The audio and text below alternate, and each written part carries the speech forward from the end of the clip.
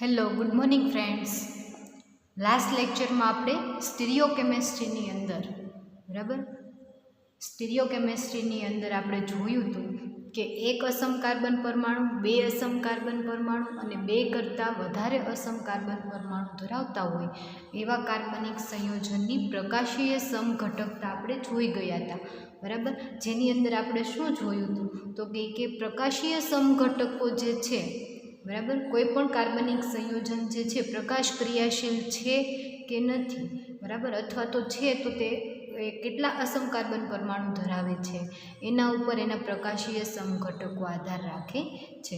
અને એ પ્રકાશીય સમઘટકો કેટલા મળશે એ કેમ ખબર પડે તો કે એના પ્રકાશીય સમઘટકો 2n આપણને ખબર પડે. અને n અહીંયા અસમ કાર્બન પરમાણુની સંખ્યા છે, એની અંદર તમે અસમ કાર્બન પરમાણુની સંખ્યા મૂકો તો એના ઉપરથી તમને ખબર પડે કે કોઈ પણ કાર્બનિક સંયોજન જે છે એ કેટલા પ્રકાશીય સમઘટકો દર્શાવે છે.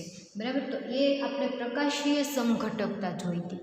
બરાબર, પ્રકાશીય સમઘટકતા એટલે એક અસમ કાર્બન પરમાણુ, બે અસમ કાર્બન પરમાણુ અને બે કરતાં વધારે અસમ કાર્બન પરમાણુ ધરાવતા હોય એવા કાર્બનિક સંયોજનની આપણે પ્રકાશીય સમઘટકતા જોઈ. એમાં એક અસમ કાર્બન પરમાણુ ધરાવે એવા કાર્બનિક સંયોજનો કુલ બે પ્રકાશીય સમઘટકો દર્શાવે છે. કેમ કે તમે n તમે અસમ કાર્બન પરમાણુની સંખ્યા 1 મૂકો તો 2 થાય. બરાબર, તો 2 જે છે એ પ્રકાશીય સમઘટકો દર્શાવે છે. અને બે પ્રકાશીય સમઘટકો હોય તો એમાંનું એક જે છે એ દક્ષિણ ભ્રમણીય અને એક જે છે વામ ભ્રમણીય હોય. બરાબર, એની અંદર આપણે ઉદાહરણ તરીકે શું લીધું હતું તો કે ડી લેક્ટિક એસિડ અને એલ લેક્ટિક એસિડના ઉદાહરણ ઉપરથી આપણે જોયું હતું કે બંને સમઘટકો જે છે પ્રકાશીય સમઘટકો છે, જેમાંનું એક દક્ષિણ ભ્રમણીય અને એક વામ ભ્રમણીય છે. એના પછી આપણે જોયું હતું બે સમાન અસમ કાર્બન પરમાણુ ધરાવતા હોય એવા કાર્બનિક સંયોજનની પ્રકાશીય સમઘટકતા. તો જ્યારે n 2 હોય ત્યારે પ્રકાશીય સમઘટકો 4 જોવા મળે, જેમાંના કેટલા તો કે બે જે છે એમાંથી એક ડી અને એક એલ. બરાબર, એક ડી અને એક એલ, એક મેસોરૂપ અને એક રેસેમિક મિશ્રણ, ટોટલ 4 જે છે એ પ્રકાશીય સમઘટકો જોવા મળે છે. બરાબર, એ જે છે એ બે સમાન અસમ કાર્બન પરમાણુ હોય ત્યારે, અને બે ભિન્ન અસમ કાર્બન પરમાણુ હોય ત્યારે તમે જુઓ તો એના ટોટલ કેટલા તો કે 6 સમઘટકો જોવા મળે છે, જેમાંના 4 જે છે એ પ્રકાશ ક્રિયાશીલ અને બે જે છે એ કેવા તો કે પ્રકાશ અક્રિયાશીલ સમઘટકો જોવા મળે છે. અને પ્રકાશ ક્રિયાશીલ છે કે પ્રકાશ અક્રિયાશીલ સમઘટકો એ કેમ ખબર પડે તો 2n કરો તો એના પ્રકાશીય સમઘટકો અને 2n-1 કરો તો એ જે છે એના પ્રકાશીય પ્રકાશ અક્રિયાશીલ સમઘટકો જે છે એ ખબર પડે. એના પછી આપણે જોયું હતું કે બે કરતાં વધારે અસમ કાર્બન પરમાણુ ધરાવતા હોય એવા કાર્બનિક સંયોજનની પ્રકાશીય સમઘટકતા. તો એની અંદર આપણે આલ્ડોપેન્ટોઝ અને આલ્ડોહેક્ઝોસનું ઉદાહરણ લઈ અને આપણે જોયું હતું કે આલ્ડોપેન્ટોઝ કે આલ્ડોહેક્ઝોસ જે છે એની અંદર અસમ કાર્બન પરમાણુની સંખ્યા કેટલી તો કે આલ્ડોપેન્ટોઝમાં 3 અને આલ્ડોહેક્ઝોસની અંદર 4 અસમ કાર્બન પરમાણુ જોવા મળે છે. એના પ્રકાશ ક્રિયાશીલ સમઘટકો અને પ્રકાશ અક્રિયાશીલ સમઘટકો કેટલા જોવા મળે છે આપણે જોઈ ગયા હતા. તો હવે આજે આપણે જોવાનું છે ડીએલ નામકરણ અને આરએસ નામકરણ. બરાબર, તો એ આપણે ડીએલ નામકરણ અને આરએસ નામકરણ સમજીએ એ પહેલાં તમને બે ડેફિનેશન સમજાવું કે એનાન્શિયોમર્સ અને ડાયાસ્ટેરિયોમર્સ એટલે શું. બરાબર, પ્રકાશ સમઘટકો જે છે એનું વર્ગીકરણ એનાન્શિયોમર્સ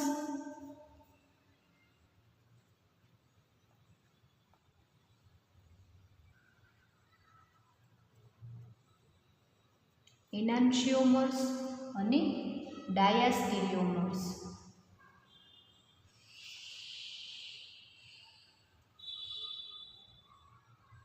કોને કહેવાય. બરાબર, બંને ડેફિનેશન છે અને બંને ડેફિનેશન તમને એક માર્કમાં પૂછાય એવી છે. તો આપણે પહેલાં જોઈએ કે એનાન્શિયોમર્સ એટલે શું. તો આપણે એ જોયા હતા એવું જોયું હતું કે પ્રકાશ ક્રિયાશીલ પદાર્થ. તો કોને કહેવાય? તો કે ધ્રુવીભૂત પ્રકાશના તલનું ડાબી બાજુ અથવા તો જમણી બાજુ કોણાવર્તન કરતા હોય એવા કાર્બનિક સંયોજનોને પ્રકાશ ક્રિયાશીલ પદાર્થ કહેવામાં આવે છે. તો આ જે પ્રકાશ ક્રિયાશીલ સમઘટકો જે છે એના બે પ્રકાર છે, એનાન્શિયોમર્સ અને ડાયાસ્ટેરિયોમર્સ. તો એનાન્શિયોમર્સ અને તો આપણે ફર્સ્ટ જોઈએ એનાન્શિયોમર્સ. તો એનાન્શિયોમર્સ કોને કહેવાય? તો કે એ એવા કાર્બનિક સંયોજનો કે જે અવકાશીય સમઘટકો વચ્ચે વસ્તુ અને પ્રતિબિંબ જેવા સંબંધો હોય. તો તમને એમ થશે કે વસ્તુ અને પ્રતિબિંબ એટલે શું? તો આપણે એક સાદું ઉદાહરણ લઈએ કે વચ્ચે આપણે મિરર પ્લેટ રાખીએ, કોઈ વસ્તુ અહીંયા મૂકીએ, બરાબર, તો આપણને મિરરની અંદર જે વસ્તુ દેખાય છે એ કોના જેવી? તો કે વસ્તુ જે છે એ વસ્તુ અને પ્રતિબિંબ, બરાબર, બંને આપણને કેવા દેખાશે?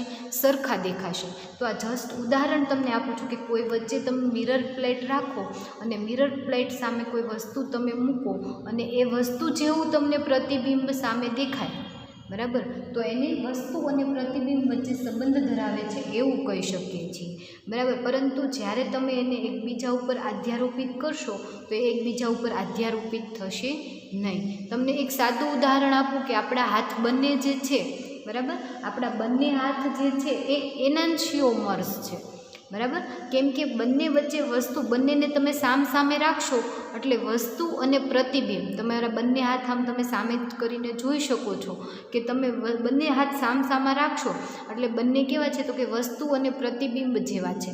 પરંતુ તમે એને એકબીજા ઉપર આધ્યારોપિત કરશો તો એકબીજા ઉપર આધ્યારોપિત થશે નહીં. તો એવા કાર્બનિક સંયોજન, એવા પ્રકાશીય સમઘટકો, એવા અવકાશીય સમઘટકો કે જેના વચ્ચે વસ્તુ અને પ્રતિબિંબ જેવા સંબંધ હોય, વસ્તુ અને પ્રતિબિંબ જેવા સંબંધ હોય અને તેઓને એકબીજા ઉપર આધ્યારોપિત કરી શકાતા હોય,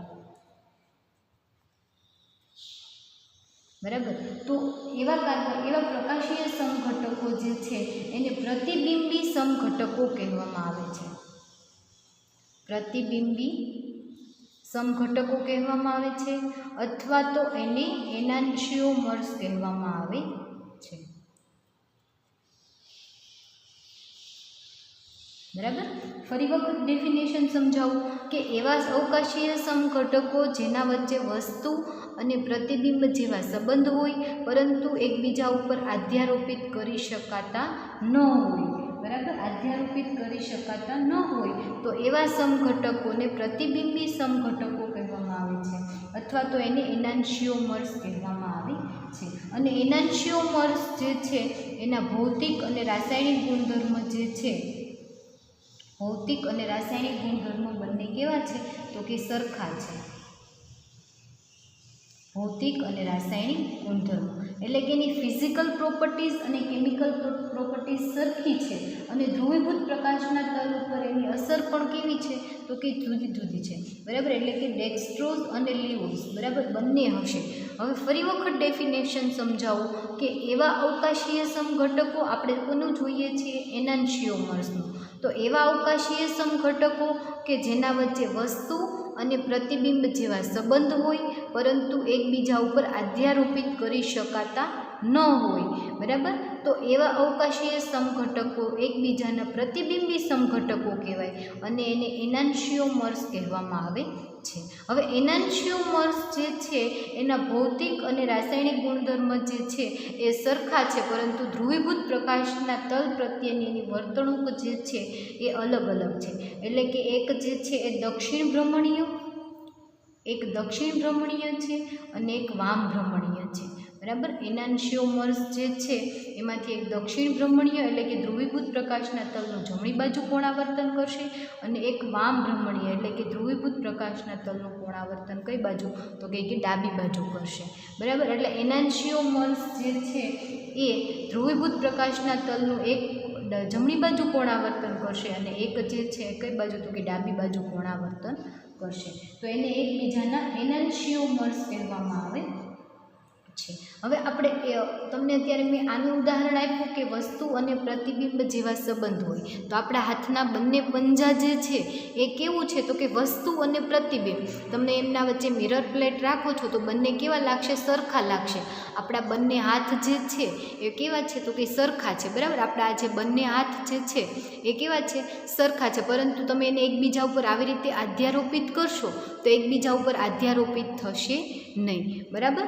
એટલે વસ્તુ અને પ્રતિબિંબ જેવો સંબંધ છે, પરંતુ એકબીજા ઉપર આધ્યારોપિત કરી શકાતા નથી, તો એને એકબીજાના એનાન્શિયોમર્સ કહેવામાં આવે છે. હવે આપણે જોઈએ કે ડાયાસ્ટેરિયોમર્સ. તો ડાયાસ્ટેરિયોમર્સ શું છે? બરાબર. તો ડાયાસ્ટેરિયોમર્સ જે છે એ બંને અવકાશીય સમઘટકો વચ્ચે વસ્તુ અને પ્રતિબિંબ જેવા સંબંધ ના હોય અને તેઓને એકબીજા ઉપર આધ્યારોપિત પણ કરી શકાતા ના હોય, તો એને એકબીજાના ડાયાસ્ટેરિયોમર્સ કહેવામાં આવે છે. આની કરતાં ઉલટું કે વસ્તુ અને પ્રતિબિંબ જેવા સંબંધ ના હોય, એકબીજા ઉપર આધ્યારોપિત કરી શકાતા ના હોય,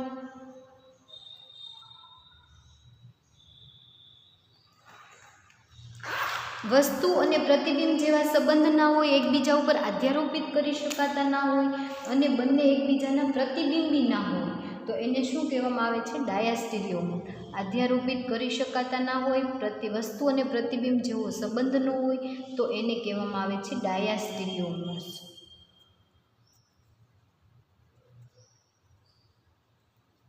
અને ડાયાસ્ટેરિયોમર્સ જે છે એના ભૌતિક અને રાસાયણિક ગુણધર્મો પણ કેવા છે તો કે અલગ અલગ છે. ભૌતિક અને રાસાયણિક ગુણધર્મો પણ એના કેવા છે? જુદા જુદા છે.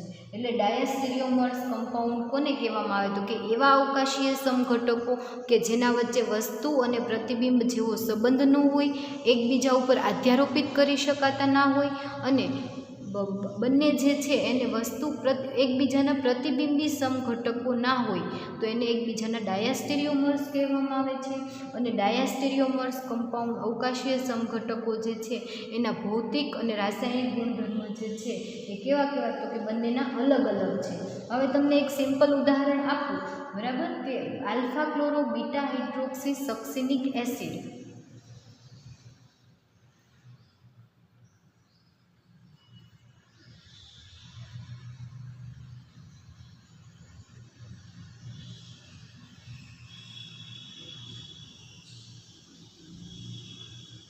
બરાબર, આ એક ઉદાહરણ છે. COOH, CH2O, CH2O, CHCl અને COOH એટલે કે સક્સિનિક એસિડ, 4 કાર્બનવાળો સક્સિનિક એસિડ, પરંતુ આલ્ફા કાર્બન ઉપર ક્લોરો એટલે alpha chloro, beta hydroxy succinic acid. બરાબર, આ જે ઉદાહરણ જે છે એને તમે મિરર પ્લેટ વચ્ચે રાખો તો એના જેવું જ તમને એક બીજું બંધારણ જોવા મળશે. COOH, COH, અહીંયા H, C, Cl અને H અને COOH. હવે આ બંને વચ્ચે મિરર પ્લેટ છે, બરાબર. એટલે બંને જુઓ તો તમે તો કે બંને એકબીજાના પ્રતિબિંબ હોય એવું જોવા મળે છે. એટલે તમારે એને આમ જોવાના છે, બરાબર. એટલે આ બંને જે છે એકબીજાના કેવા છે તો કે પ્રતિબિંબી. આ વચ્ચે મિરર પ્લેટ છે તો આ એકબીજાના પ્રતિબિંબી છે અને વસ્તુ અને પ્રતિબિંબ જેવો સંબંધ ધરાવે છે. એકબીજા ઉપર આધ્યારોપિત કરી શકાય છે તો કે ના, આને તમે અહીંયાથી લેશો અને આના ઉપર તમે આધ્યારોપિત કરશો તો એકબીજા ઉપર આધ્યારોપિત કરી શકાતા નથી. એટલે કે વસ્તુ અને પ્રતિબિંબ જેવો સંબંધ છે, એકબીજા ઉપર આધ્યારોપિત કરી શકાતા નથી અને બંને એકબીજાના પ્રતિબિંબી સમઘટકો છે. એટલે એને કહેવામાં આવે છે ડાયાસ્ટેરિયોમર્સ, એનાન્શિયોમર્સ. આ બંને સમઘટકો એકબીજાના એનાન્શિયોમર્સ છે અને એના ભૌતિક અને રાસાયણિક ગુણધર્મ જે છે એ કેવા છે તો કે સરખા છે. એક ધ્રુવીભૂત પ્રકાશના તલનું કોણાવર્તન દક્ષિણ ભ્રમણીય છે અને એક ધ્રુવીભૂત પ્રકાશના તલનું ડાબી બાજુ કોણાવર્તન કરે છે. એટલે બંને એકબીજાના એનાન્શિયોમર્સ છે. અને તમને એક બીજું ઉદાહરણ આપું તો આનું જ તમે ઉદાહરણ જુઓ, બરાબર. તો COOH, COH, H, CH, Cl અને COOH. બરાબર, આ જે તમને હું કહું છું આ ઉદાહરણ એને તમારે આની સાથે જોવાનું છે. તો તમે બંનેને જોશો તો એમના વચ્ચે કોઈ પણ વસ્તુ અને પ્રતિબિંબ જેવું કોઈ પણ સંબંધ ધરાવતા નથી. આ બંને વચ્ચે તમે એક મિરર પ્લેટ રાખો તો વસ્તુ અને પ્રતિબિંબ જેવો સંબંધ નથી અને એકબીજા ઉપર આધ્યારોપિત પણ કરી શકાતા નથી. અને બંનેના ભૌતિક અને રાસાયણિક ગુણધર્મો પણ કેવા છે તો કે જુદા જુદા છે, એટલે એકબીજાના ડાયાસ્ટીરિયોમર્સ છે. અને આ જ ઉદાહરણ તમે લ્યો અને એનું એનાન્શિયોમર્સ તમે જુઓ તો અહીંયા COOH એમના વચ્ચે તમે મિરર પ્લેટ રાખો તો તમને આવું કંઈક એનું પ્રતિબિંબ મળશે. બરાબર, આવું કંઈક એનું પ્રતિબિંબ મળશે. બરાબર, તો આ બંને જે છે એ એકબીજાના કેવા છે તો કે એનાન્શિયોમર્સ છે. આ બંને પણ એકબીજાના એનાન્શિયોમર્સ છે. અને પહેલું અને ત્રીજું એકબીજાના ડાયાસ્ટીરિયોમર્સ છે, જ્યારે બીજું અને ચોથું પણ એકબીજાના કેવા તો કે ડાયાસ્ટીરિયોમર્સ છે. શા માટે તો કે આ જે અહીંયા તમને નંબરિંગ કરતો 1 આ 2 આ 3 અને આ 4, તો તમે પહેલું અને બીજું જોશો તો બંને એકબીજાના કેવા છે તો કે વસ્તુ અને પ્રતિબિંબ જેવો સંબંધ ધરાવે છે, એકબીજા ઉપર આધ્યારોપિત કરી શકાતા નથી અને ભૌતિક અને રાસાયણિક ગુણધર્મ સરખા છે, પરંતુ ધ્રુવીભૂત પ્રકાશ પ્રત્યેની વર્તણૂક ખાલી કેવી છે તો કે અલગ અલગ છે. એટલે પહેલું અને ત્રીજું એકબીજાના એનાન્શિયોમર્સ છે, ત્રીજું અને ચોથું એકબીજાના એનાન્શિયોમર્સ છે, જ્યારે પહેલું અને બીજું એકબીજાના ડાયાસ્ટીરિયોમર્સ છે અને બીજું અને ચોથું એકબીજાના કેવા છે તો કે ડાયાસ્ટીરિયોમર્સ છે. તો આ ડેફિનેશન તમને ખ્યાલ આવી ગઈ હશે કે વસ્તુ અને પ્રતિબિંબ જેવો સંબંધ ધરાવે તો એને એક એનાન્શિયોમર્સ કહેવામાં આવે છે, અને વસ્તુ અને પ્રતિબિંબ જેવો સંબંધ ન ધરાવે તો એને કેવા તો કે ડાયાસ્ટીરિયોમર્સ કહેવામાં આવે છે. તો આ જે છે એ થયું તમારે અવકાશીય સમઘટકો જે છે પ્રકાશીય સમઘટકોનું વર્ગીકરણ, એનાન્શિયોમર્સ અને ડાયાસ્ટીરિયોમર્સ. તો તમને ડેફિનેશન એક માર્કમાં કદાચ પૂછાય તો તમને ડેફિનેશન આવડવી જોઈએ કે વસ્તુ અને પ્રતિબિંબ જેવો સંબંધ ધરાવે, આધ્યારોપિત કરી શકાતા નથી એવા પ્રતિબિંબી સમઘટકોને એકબીજાના એનાન્શિયોમર્સ કહેવામાં આવે છે, અને એનાન્શિયોમર્સના ભૌતિક અને રાસાયણિક ગુણધર્મ સરખા હોય છે, અને ધ્રુવીભૂત પ્રકાશ પ્રત્યેની વર્તણૂક ખાલી કેવી તો કે અલગ અલગ હોય છે. અને આ તમારે એનું ઉદાહરણ આપવાનું કે પહેલું અને બીજું જે છે આલ્ફા ક્લોરો બીટા હાઇડ્રોક્સી સક્સિનિક એસિડનું ઉદાહરણ આપી અને સમજાવવાનું કે આ બંને એકબીજાના ડાયાસ્ટીરિયોમર્સ છે, જ્યારે આ બંને એકબીજાના એનાન્શિયોમર્સ છે. બરાબર, હવે બંને વચ્ચે ખાલી તફાવત કેટલો છે તો કે ડાયાસ્ટીરિયોમર્સ જે છે એમાં વસ્તુ અને પ્રતિબિંબ જેવો સંબંધ નથી, અને એનાન્શિયોમર્સ જે છે એને વસ્તુ અને પ્રતિબિંબ સાથે સંબંધ ધરાવે છે. બરાબર, એટલો ફેર છે. તો આને એનાન્શિયોમર્સ અને ડાયાસ્ટીરિયોમર્સની આપણે જોઈ ડેફિનેશન. હવે આપણે એના પછી જોઈએ તો DL અને RS નામકરણ.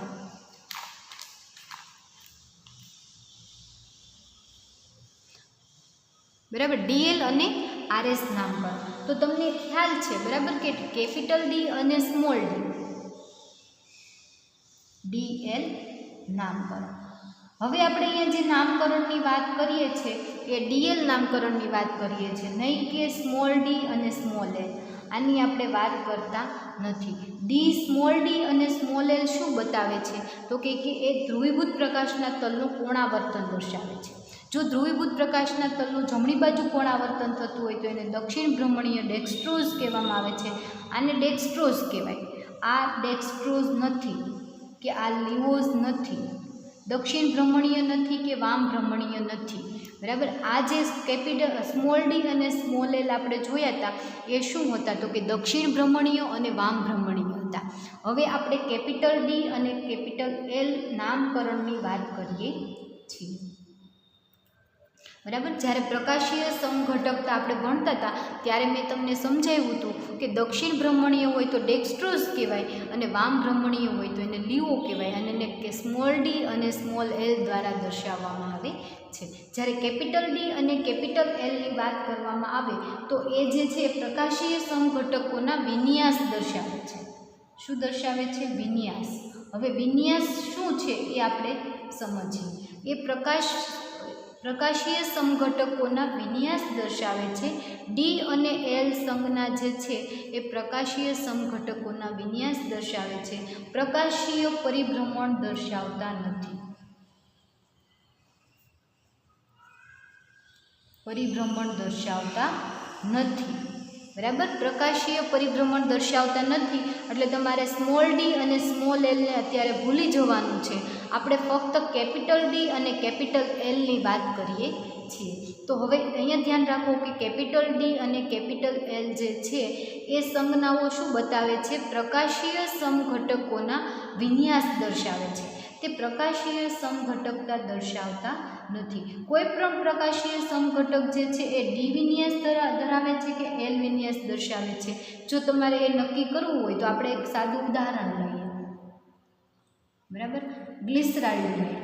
એક સાદું ઉદાહરણ લઈએ, ગ્લિસરાલ્ડિહાઇડ. એના ઉપરથી આપણે સમજીએ કે કેપિટલ ડી છે કે કેપિટલ એલ છે.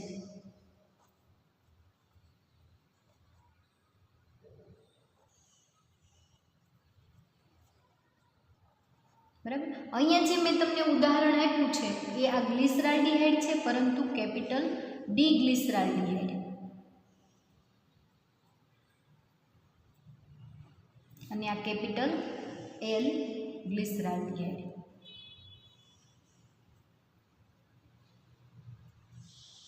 બરાબર, હવે આ ઉદાહરણ ઉપરથી તમે સમજો કે ડી અને એલ જે છે એ વિન્યાસ દર્શાવે છે. હવે વિન્યાસ એટલે શું?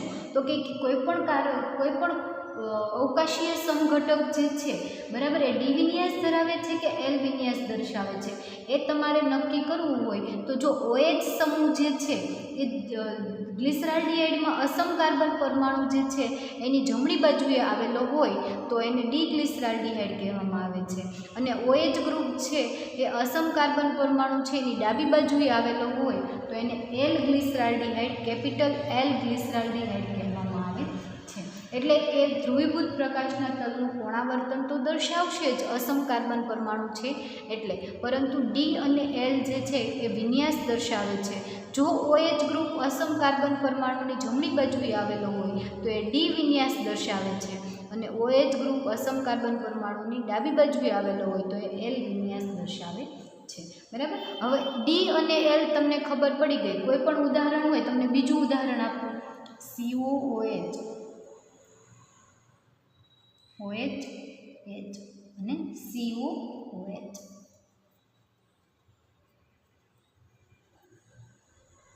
હવે આ ઉદાહરણ જુઓ, ગ્લિસરિક એસિડ. બરાબર, ગ્લિસરિક એસિડ છે એમાં અસમ કાર્બન પરમાણુની જમણી બાજુએ OH આવેલો છે એટલે એ કેપિટલ ડી છે અને આની અસમ કાર્બન પરમાણુની ડાબી બાજુ OH ગ્રુપ આવેલો છે એટલે એ કેપિટલ એલ છે. બરાબર, એટલે કે એ ડી વિન્યાસ દર્શાવે છે કે એલ વિન્યાસ દર્શાવે છે, એ OH ગ્રુપનું સ્થાન દર્શાવે છે. એટલે કે વિન્યાસ દર્શાવે છે, પ્રકાશીય પરિભ્રમણ દર્શાવતા નથી. હવે બધા જ ડી સમઘટકો જે છે એ ધ્રુવીભૂત પ્રકાશના તલનું કાં તો જમણી બાજુ પણ કોણાવર્તન કરતા હશે અને કાં તો ડાબી બાજુ પણ કોણાવર્તન કરતા હશે. બધા જ ડી વિન્યાસ દર્શાવતા સમઘટકો જે છે એ બધા જ દક્ષિણ ભ્રમણીય હોય એવું જરૂરી નથી અને બધા જ એલ વિન્યાસ દર્શાવતા હોય એ બધા જ સમઘટકો જે છે એ વામ ભ્રમણીય હોય એવું જરૂરી નથી. તો તમને એમ થશે કે આ દક્ષિણ ભ્રમણીય અને વામ ભ્રમણીય શું છે? તો એ પ્રકાશીય પરિભ્રમણ છે. બરાબર, સ્મોલ ડી અને સ્મોલ એલ છે. એટલે કે ડી વિન્યાસ દર્શાવતા બધા જ સમઘટકો જે છે એ દક્ષિણ ભ્રમણીય ન હોય અને એલ વિન્યાસ દર્શાવતા બધા જ સમઘટકો જે છે એ વામ ભ્રમણીય હોય એવું જરૂરી નથી. ડી વિન્યાસ દર્શાવતા સમઘટકો દક્ષિણ ભ્રમણીય પણ હોઈ શકે અને વામ ભ્રમણીય પણ હોઈ શકે, પરંતુ મોટાભાગના જે છે એ દક્ષિણ ભ્રમણીય હોય છે અને મોટાભાગના એલ વિન્યાસ દર્શાવતા સમઘટકો જે છે એ વામ ભ્રમણીય હોય છે. બરાબર, તો આ જે છે એ ડી વિન્યાસ અને એલ વિન્યાસ દર્શાવે છે. ફરી વખત કહું કે ડી અને એલ સંજ્ઞાઓ જે છે એ ધ્રુવીભૂત પ્રકાશના તલનું કોણાવર્તન દર્શાવતા નથી, પ્રકાશીય પરિભ્રમણ દર્શાવતા નથી. ડી અને એલ સંજ્ઞાઓ જે છે પ્રકાશીય સમઘટકો દર્શાવે છે, પ્રકાશીય સમઘટકોના વિન્યાસ દર્શાવે છે. બરાબર, પ્રકાશીય સમઘટકોના વિન્યાસ દર્શાવે છે. કોઈ પણ પ્રકાશીય સમઘટક ડી વિન્યાસ દર્શાવે છે કે એલ વિન્યાસ ધરાવે છે એ કેમ ખબર પડશે? તો કે OH ગ્રુપના સ્થાન ઉપરથી ખબર પડશે. જો OH ગ્રુપ છે અસમ કાર્બન પરમાણુ જે છે એની જમણી બાજુએ આવેલો હોય તો એને ડી ગ્લિસરાલ્ડિહાઇડ કહેવામાં આવે છે, ડી વિન્યાસ કહેવામાં આવે છે. જ્યારે ગ્લિસરાલ્ડિહાઇડમાં રહેલા અસમ કાર્બન પરમાણુની ડાબી બાજુએ OH ગ્રુપ આવેલું હોય તો એને એલ વિન્યાસ કહેવામાં આવે છે. અને ડી વિન્યાસ ધરાવતા બધા જ સમઘટકો જે છે એ દક્ષિણ ભ્રમણીય હોય એવું જરૂરી નથી, અને એલ વિન્યાસ ધરાવતા બધા જ સમઘટકો જે છે એ વામ ભ્રમણીય હોય એવું જરૂરી નથી. પરંતુ મોટાભાગના કમ્પાઉન્ડ એવા છે કે ડી વિન્યાસ ધરાવતા હોય એ દક્ષિણ ભ્રમણીય હોય અને એલ વિન્યાસ ધરાવતા હોય એ કેવા હોય તો કે વામ ભ્રમણીય હોય. પરંતુ બધા જ સમઘટકો જે છે એ બધા જ ડી વિન્યાસ ધરાવતા જે છે એ દક્ષિણ ભ્રમણીય હોતા નથી, અને બધા જ એલ વિન્યાસ ધરાવતા સમઘટકો વામ ભ્રમણીય હોતા નથી. તો આ જે છે ગ્લિસરાલ્ડિહાઇડ અને ગ્લિસરિક એસિડના ઉદાહરણ પરથી આપણે જોયું કે ડી વિન્યાસ દર્શાવે છે કે એલ વિન્યાસ દર્શાવે છે. હવે એક આપણે સાદું ઉદાહરણ ગ્લુકોઝના ઉદાહરણ દ્વારા સમજીએ કે એની અંદર ડી વિન્યાસ દર્શાવે છે કે એલ વિન્યાસ દર્શાવે છે. તો ગ્લુકોઝનું બંધારણ તમને બધાને ખબર છે, મુક્ત આલ્ડીહાઇડ સમૂહ હશે, એની સાથે 4 અસમ કાર્બન પરમાણુ જોડાયેલા હશે. હવે તમને કદાચ ક્યારેક પૂછે કે ગ્લુકોઝની અંદર કેટલા અસમ કાર્બન પરમાણુ આવેલા છે, ગણો. બરાબર, ક્યારેક તમને 1 માર્કમાં પૂછી દે કે ગ્લુકોઝ જે બંધારણ દર્શાવે છે એની અંદર કેટલા અસમ કાર્બન પરમાણુ છે, તો 1, 2, 3 અને 4. આ 4 કાર્બન પરમાણુ કેવા તો કે અસમ કાર્બન પરમાણુ છે. હવે એની અંદર તમારે ડી વિન્યાસ દર્શાવે છે કે એલ વિન્યાસ દર્શાવે છે, જો એ નક્કી કરવું હોય, બરાબર, તો આની અંદર કેટલા તો કે ટોટલ 4 OH ગ્રુપ અને 4 H આવેલા હશે. બરાબર, હવે આની અંદર કેટલા તો કે જુઓ, એક અસમ કાર્બન પરમાણુ આને તમે અસમ કાર્બન પરમાણુ કહો તો એની 4 સંયોજકતા 1, 2, 3 અને ચોથી સંયોજકતામાં આખું ફંક્શનલ ગ્રુપ.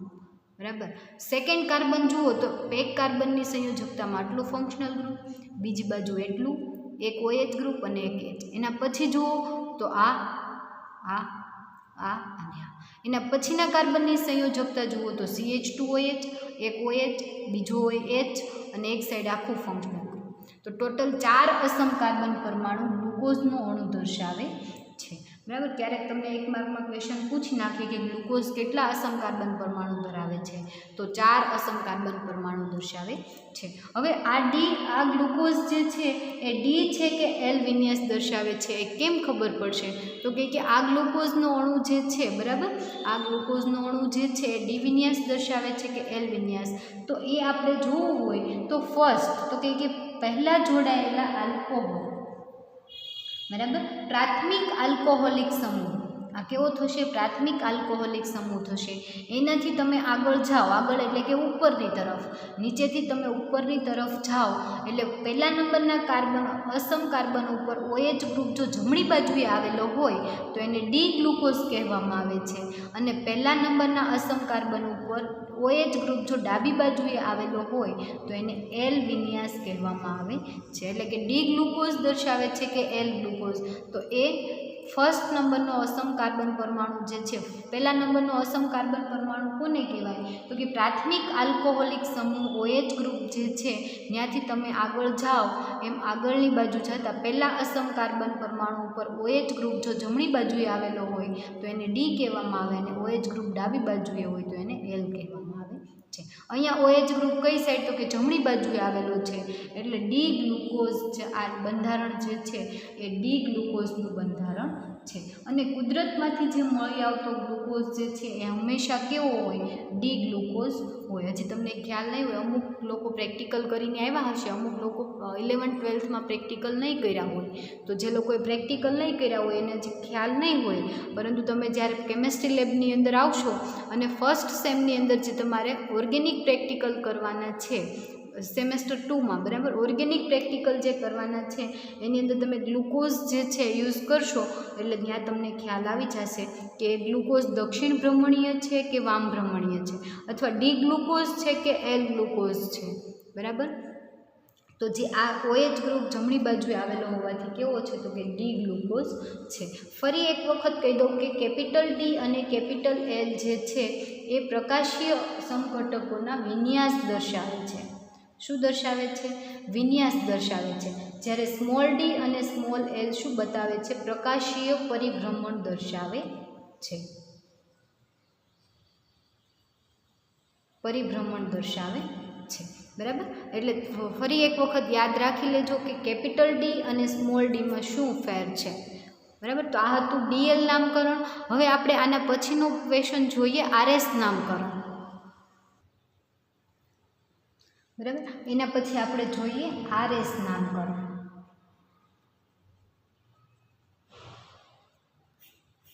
તો તમને થશે કે આ RS નામકરણ શું છે, બરાબર. તો આપણે જે DL નામકરણ જોયું,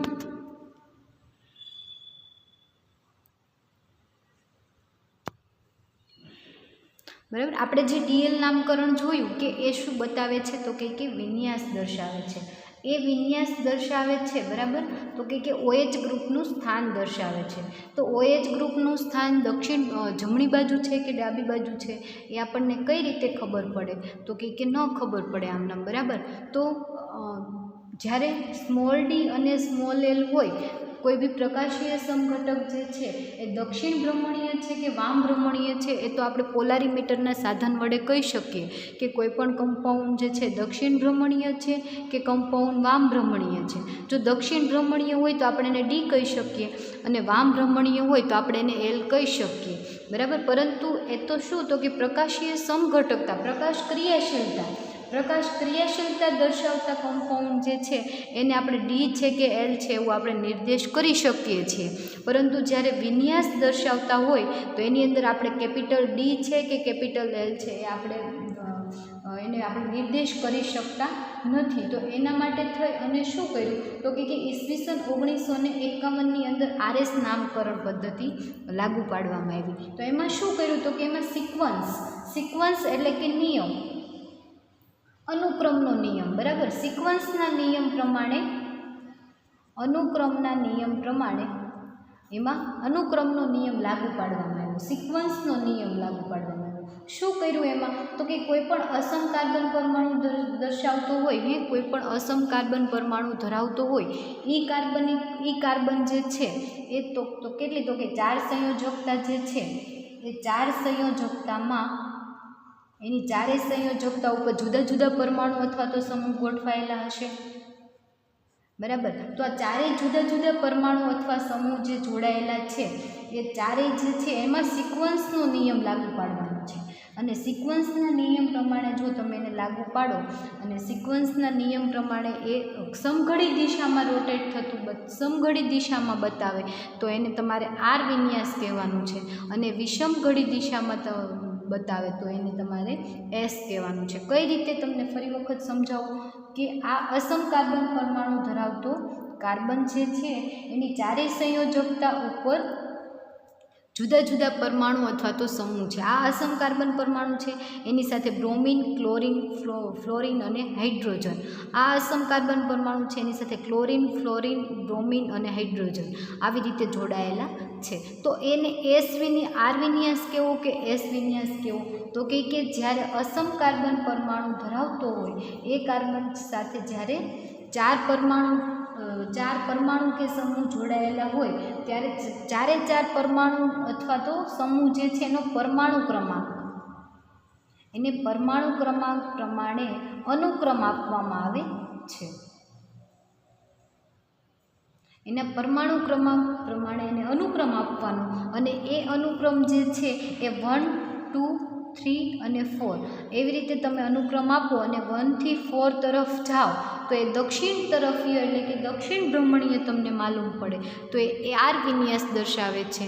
અને એ તમને 1, 2, 3 અને 4 તરફ જવાનો રસ્તો જે છે એ તમને વામ ભ્રમણીય એટલે કે વિષમ ઘડી દિશામાં માલુમ પડે તો એ એસ વિન્યાસ દર્શાવે છે. તો આપણે આ કાર્બન પરમાણુ ઉપર જોઈએ તો એની અંદર ફર્સ્ટ બ્રોમિન જે છે એનો પરમાણુ ક્રમાંક બધા કરતાં વધારે છે. કેટલો છે? બ્રોમિનનો 35 છે, બરાબર.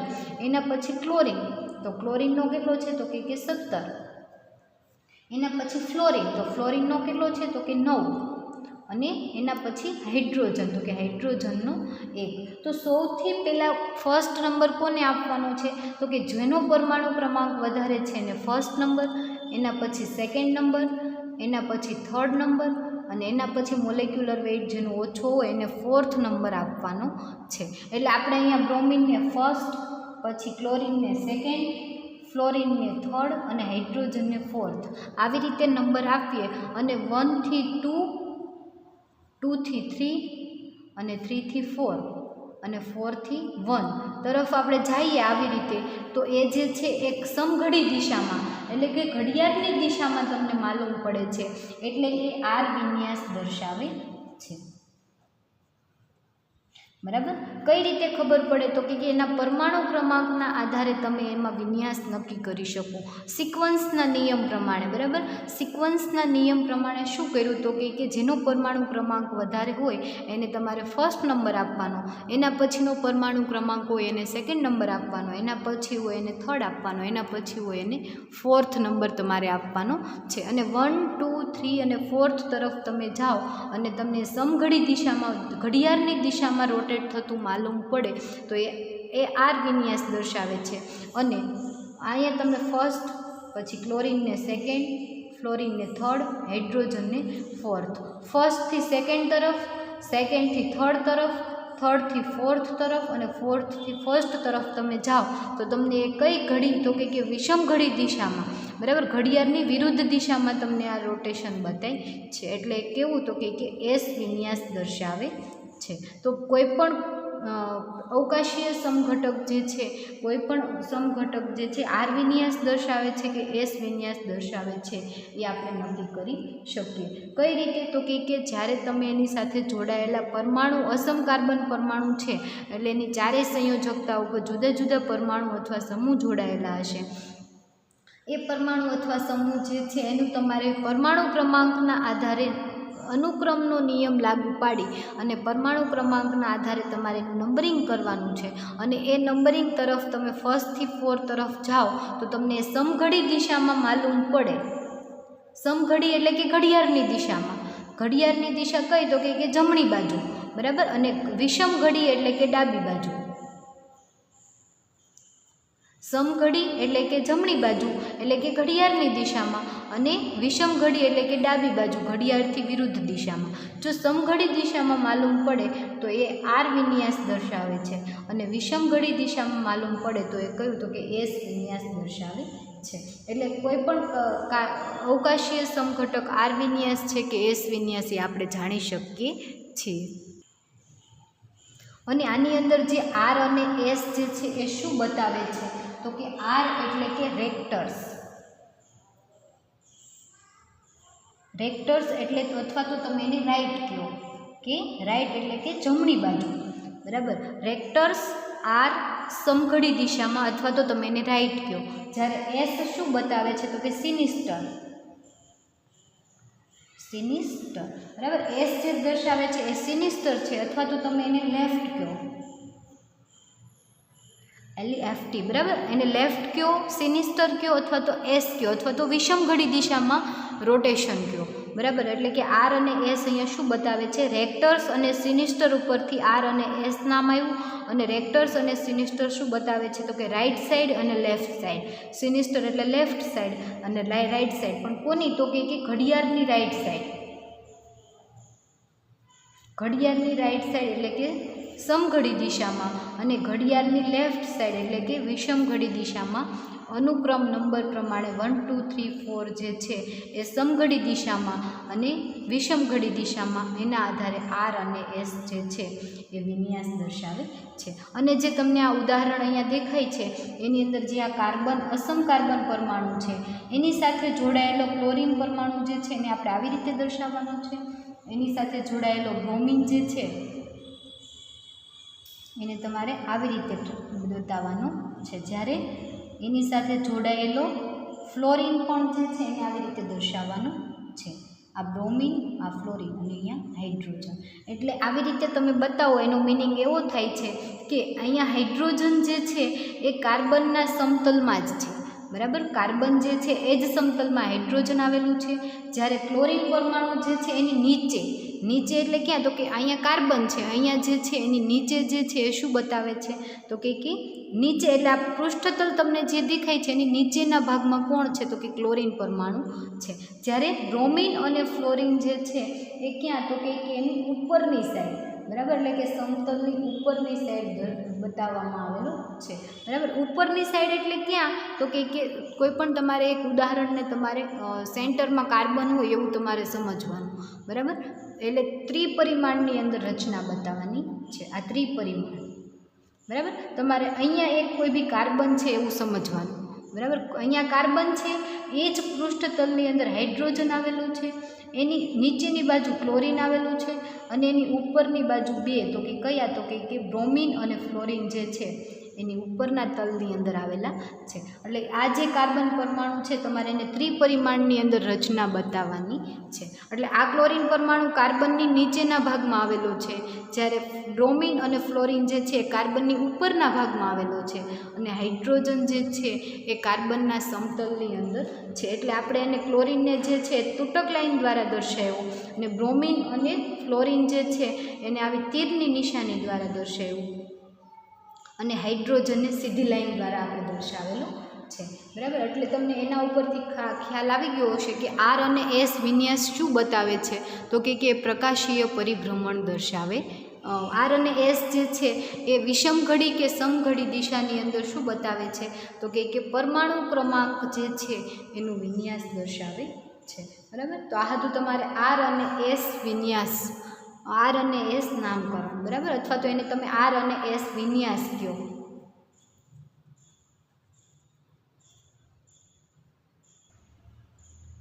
તો તમને જે છે એ ડીએલ નામકરણ સમજાઈ ગયું, આરએસ નામકરણ સમજાઈ ગયું, પછી એનાન્શિયોમર્સ શું છે અને ડાયસ્ટેરિયોમર્સ શું છે એ તમને સમજાઈ ગયું, બરાબર. ડીએલ નામકરણ, આરએસ નામકરણ, એનાન્શિયોમર્સ અને ડાયસ્ટેરિયોમર્સ શું છે એ આપણે જોઈ ગયા. આના પહેલાંના લેક્ચરની અંદર આપણે પ્રકાશીય સમઘટકતા શું છે એ જોઈ ગયા અને એ પ્રકાશીય સમઘટકતા સમજવા માટે આપણે પ્રકાશ સમઘટકતા, બરાબર, એ પ્રકાશીય સમઘટકતા સમજવા માટે આપણે પ્રકાશ ક્રિયાશીલ પદાર્થ કોને કહેવાય, પ્રકાશ ક્રિયાશીલ પદાર્થ કોને કહેવાય, પછી ધ્રુવીભૂત પ્રકાશ કોને કહેવાય અને પોલારીમીટરનો પ્રેક્ટિકલ. આ આપણે એટલું જોઈ ગયા હતા, બરાબર. આ બધી જ આપણે જે છે એ પ્રકાશીય સમઘટકતાની અંદર જોઈ ગયા. તો પ્રકાશ ક્રિયાશીલતા જ્યારે આપણે ભણતા હતા ત્યારે મેં તમને એવું કીધું હતું કે પ્રકાશીય સમઘટકો એટલે શું, બરાબર. પ્રકાશીય સમઘટકો, પ્રકાશીય સમઘટકો એટલે શું, બરાબર.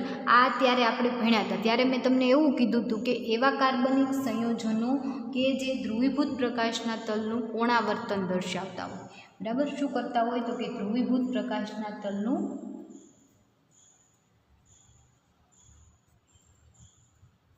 કોણાવર્તન દર્શાવતા હોય.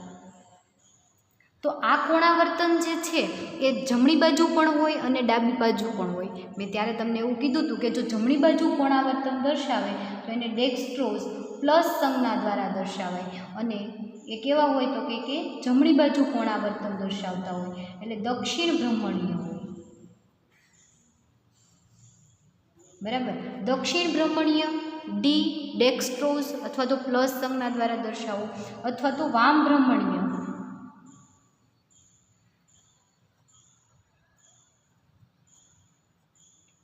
અને એ એલ અથવા તો માઇનસ સંજ્ઞા દ્વારા તમે દર્શાવો, એટલે કે ડાબી બાજુ કોણાવર્તન દર્શાવતા હોય, બરાબર.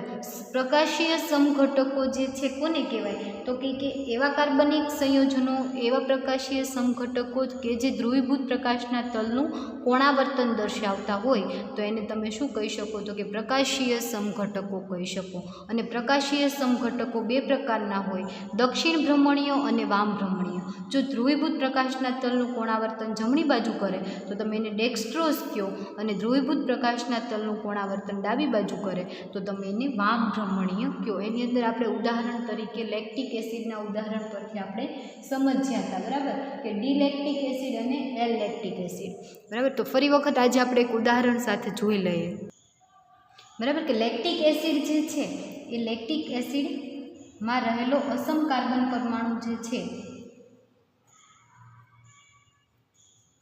આ ડી લેક્ટિક એસિડ, અને એના જેવું જ તમે એક બીજું લ્યો CH3 CHOH અને COOH.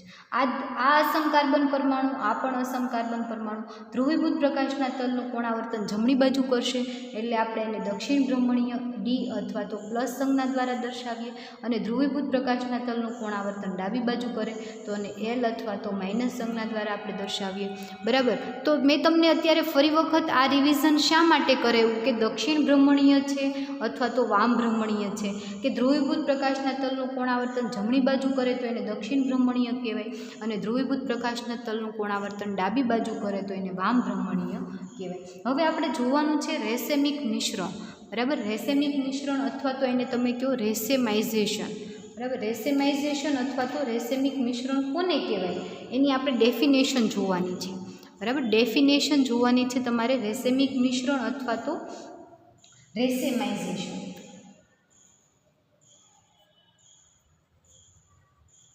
રેસેમિક ફોર્મ કહો અથવા તો તમે એને રેસેમિક મિશ્રણ કહો અથવા તો રેસેમાઇઝેશન.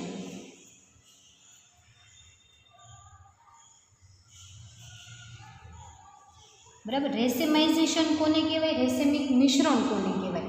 તો આ પ્રકાશ ક્રિયાશીલ સંયોજનો જે છે એ ધ્રુવીભૂત પ્રકાશના તલનું જમણી બાજુ એટલે કે દક્ષિણ ભ્રમણીય અને વામ ભ્રમણીય, બરાબર, જે છે દક્ષિણ ભ્રમણીય અને વામ ભ્રમણીય એ બંને કેવું છે તો કે વિરુદ્ધ સાઈડમાં છે. બંને એકબીજાથી કેવું છે તો કે વિરુદ્ધ દિશામાં વિશિષ્ટ પરિભ્રમણ દર્શાવે છે. પરંતુ જ્યારે રેસેમિક મિશ્રણ આપણે સમજવું હોય તો કોને કેવું રેસેમિક મિશ્રણ? તો કે એવું મિશ્રણ કે જેની અંદર દક્ષિણ ભ્રમણીય ડેક્સ્ટ્રોઝ અને વામ ભ્રમણીય એલ, વામ ભ્રમણીય કમ્પાઉન્ડ એલ એનું 50-50% મિશ્રણ લઈ અને જો કોઈ પણ મિશ્રણ બનાવવામાં આવે તો એ જે મિશ્રણ જે છે એને રેસેમિક મિશ્રણ કહેવામાં આવે છે. ફરી વખત કહું, પ્રકાશ ક્રિયાશીલ સંયોજનો કે જે ચોક્કસ વિશિષ્ટ પરિભ્રમણ દર્શાવતા હોય અને આવા સંયોજનો જે છે એ દક્ષિણ ભ્રમણીય અને વામ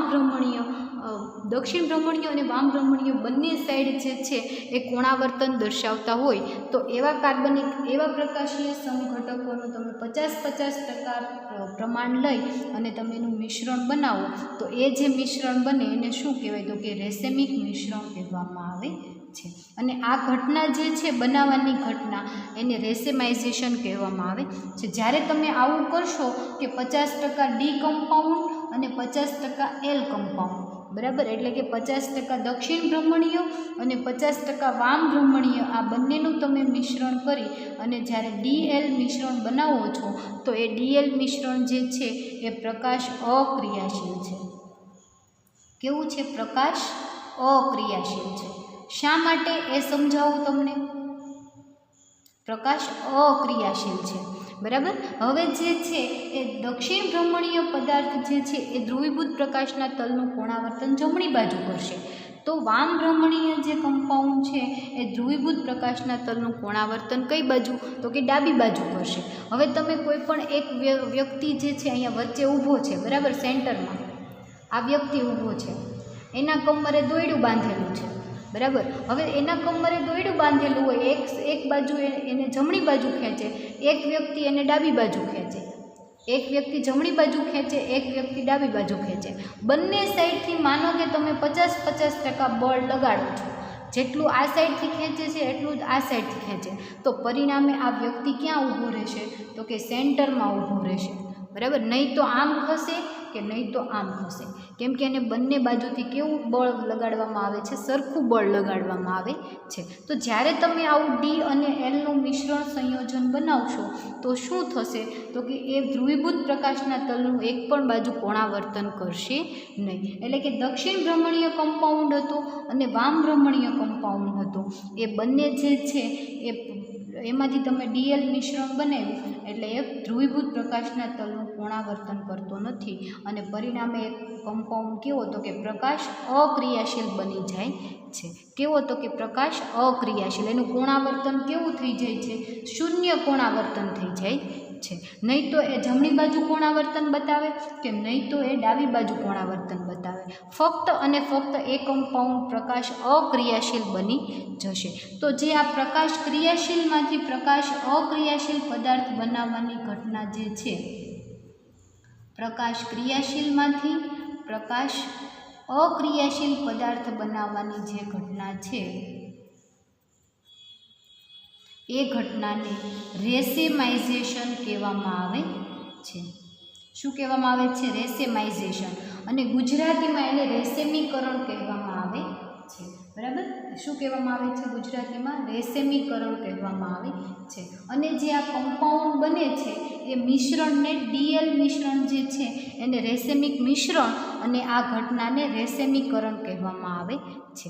અથવા તો તમે એવું કહી શકો કે દક્ષિણ ભ્રમણીય કમ્પાઉન્ડ ડી અને વામ ભ્રમણીય કમ્પાઉન્ડ એલ એનું 50-50% મિશ્રણ લઈ અને જો ડીએલ મિશ્રણ બનાવવામાં આવે તો એ ડીએલ મિશ્રણ જે છે એને શું કહેવામાં આવે છે? તો કે એને રેસેમિક મિશ્રણ કહેવામાં આવે છે અને એ ઘટનાને રેસેમાઇઝેશન કહેવામાં આવે છે, રેસેમીકરણ કહેવામાં આવે છે, બરાબર. તો આ જે છે એ રેસેમિક મિશ્રણ અને રેસેમાઇઝેશનની આપણે જોઈ ડેફિનેશન.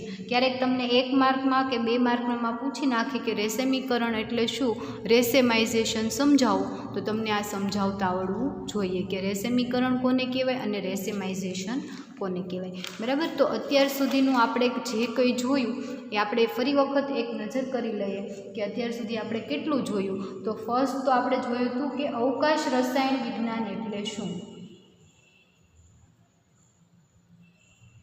અવકાશ રસાયણ વિજ્ઞાન એટલે શું? પછી સમઘટકતા, સમઘટકતા એટલે શું અને સમઘટકતાનું વર્ગીકરણ સમજાવો. વર્ગીકરણ, બરાબર. એના પછીનો આપણે પોઈન્ટ કયો જોયો? તો પ્રકાશ ક્રિયાશીલતા.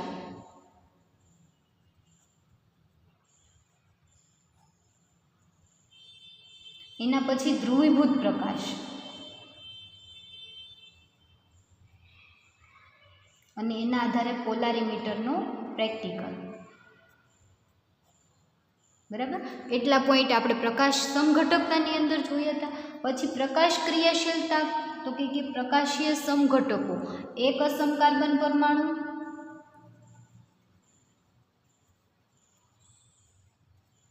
બે અસમ કાર્બન પરમાણુ, બે અસમ કાર્બન પરમાણુ પણ કેવા? તો કે સમાન અને જુદા જુદા. એના પછી બે કરતાં વધારે અસમ કાર્બન પરમાણુ ધરાવતા હોય એવા કાર્બનિક સંયોજનની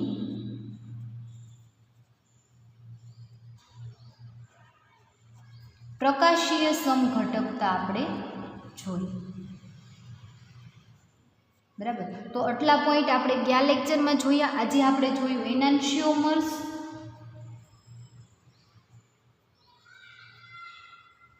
ડાયાસ્ટેરિયોમર્સ,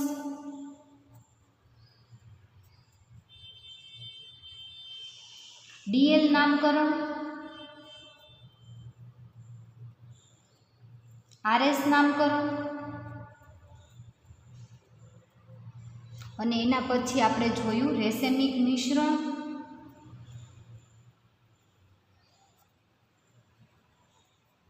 અને રેસેમાઇઝેશન અથવા તો એને રેસેમીકરણ. ગુજરાતીમાં રેસેમીકરણ અને ઇંગ્લિશમાં એને કહેવાય રેસેમાઇઝેશન. તો આપણે આ યુનિટની અંદર એટલા પોઈન્ટ જોઈ લીધા છે. હવે આપણે એક ક્વેશ્ચન બાકી છે, ભૌમિતિક સમઘટકતા. મેં તમને કીધું હતું કે અવકાશીય સ્ટીરિયોઆઇસોમેરિઝમ્સ જે છે, અવકાશીય સમઘટકતા છે એના બે પ્રકાર પડે, જીઓમેટ્રિકલ આઇસોમેરિઝમ અને ઓપ્ટિકલ આઇસોમેરિઝમ. એટલે કે પ્રકાશીય સમઘટકતા અને ભૌમિતિક સમઘટકતા. તો આ ભૌમિતિક સમઘટકતા જે છે એ આપણે બાકી છે. તો એ ભૌમિતિક સમઘટકતા જે છે એ આપણે જોવાની છે, કાર્બન કાર્બન ડબલ બોન્ડની અંદર ભૌમિતિક સમઘટકતા. તો એ આપણે નેક્સ્ટ લેક્ચરની અંદર જોઈ લઈશું. આ એક ક્વેશ્ચન તમે જોશો એટલે તમારું યુનિટ કમ્પ્લીટ થઈ જશે. અને છેલ્લો પોઈન્ટ આપણે જોઈ લઈશું, અવકાશ રસાયણ વિજ્ઞાનની અગત્યતા. બરાબર, આ બે પોઈન્ટ આપણે જોઈએ એટલે આપણું યુનિટ જે છે સ્ટીરિયો કેમેસ્ટ્રી એ કમ્પ્લીટ થઈ જાય. આની અંદર શું જોવાનું છે, ભૌમિતિક સમઘટકતા સીસ અને ટ્રાન્સ. બરાબર, અને અવકાશ રસાયણ વિજ્ઞાનની અગત્યતા, કે અવકાશ રસાયણ વિજ્ઞાન જે છે સ્ટીરિયો કેમેસ્ટ્રી આપણે લાઈફસ્ટાઈલની અંદર આપણે ક્યાં યુઝ થાય છે એ. બરાબર, તો નેક્સ્ટ લેક્ચરમાં આપણે જોઈ લઈશું. ત્યાં સુધી રીડિંગ કરો અને યુનિટને રિવિઝન કરતા રહો. Okay, thank you.